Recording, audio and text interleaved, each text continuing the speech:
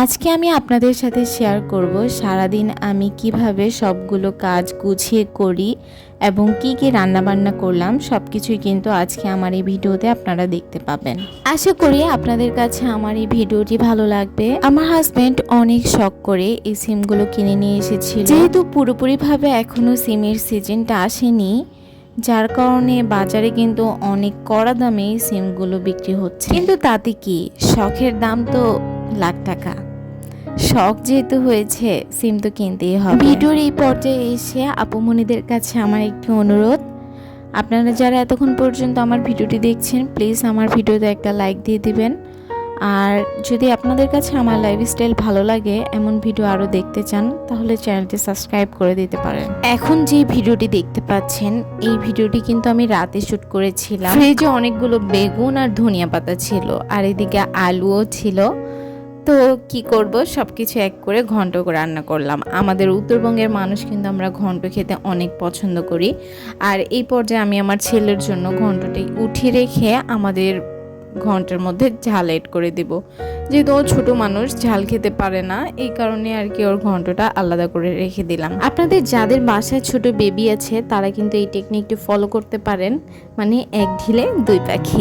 বর্তমান সিজনের আলুগুলা এত বেশি মিষ্টি, যে কোনো তরকারিতে দিলে তরকারিটা খেতে কিন্তু একদমই ভালো লাগে না, যার কারণে আমি খুব বেশি চেষ্টা করি আলুটাকে, বাট যে পর্যায়ে না ব্যবহার করলেই না, সেই সময় শুধু আলুটা ইউজ করি। এমনি সময় কিন্তু আমার আলুর তরকারি খেতে বেশ মজা লাগে, বাট এখন যেহেতু আলুটা এত বেশি মিষ্টি, আর আমাদের নারায়ণগঞ্জে প্রত্যেকটা আলুই মিষ্টি। অন্যান্য জায়গায় শুনেছি না মিষ্টি আবার ভালো মিলেই আলু আছে, কিন্তু আমাদের নারায়ণগঞ্জে সব দোকানদারের কথা ভাই এখনকার সব আলুই মিষ্টি, জানি না কেন। তো কথা বলতে বলতে কিন্তু আমার ঘন্ট রান্না প্রায়ই শেষ। এখন আমি শেষে ভাজা মশলাটা দিয়ে দিলাম। আর আমি বরাবরই ভিডিওতে বলে থাকি এটা আমার আম্মুর বানানো মশলা, অনেক মানে এই মশলাটি অ্যাড করে দিলে অনেক অনেক টেস্টি বেড়ে যায়। আর এই ভিডিওটি পরের দিন সকালের আমি আমার বিজনেস পেজের জন্য ফটোশ্যুট করছিলাম, যেহেতু সকালের দিক থাকতে মিষ্টি মিষ্টি রোদ উঠে, এই জন্য আমি সকালে চেষ্টা করি ফটোশ্যুট করার। আর তারপর আমি রান্নাবান্নার দিকে আবার চলে এসেছি। আমি প্রথমের কিছু লাল শাক রান্না করে নিচ্ছিলাম, বাট এই লাল শাকটা একদমই মজা ছিল না।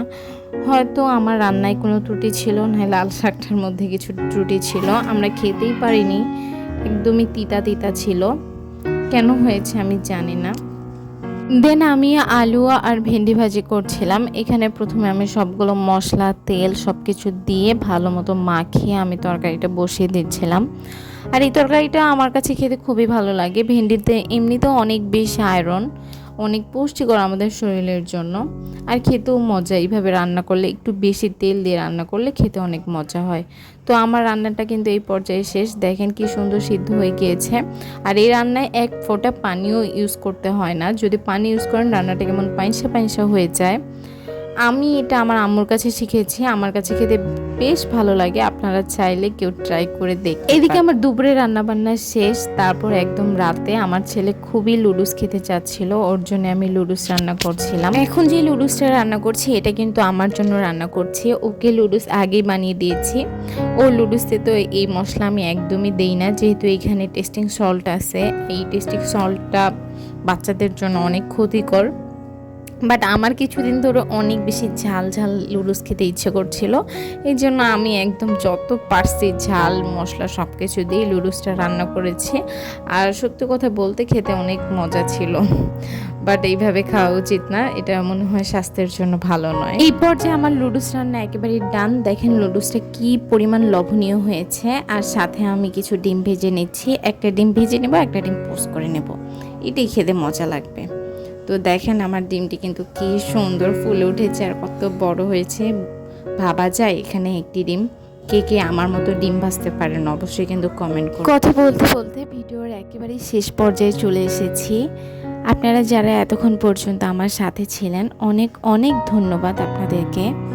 অবশ্যই আমার পাশে থাকবেন, আমিও ইনশাআল্লাহ আপনাদের পাশে থাকব। আজকের ভিডিওটা এইখানেই শেষ করছি। ভালো থাকবেন, সুস্থ থাকবেন, আমাদের জন্য অনেক অনেক দোয়া করবেন।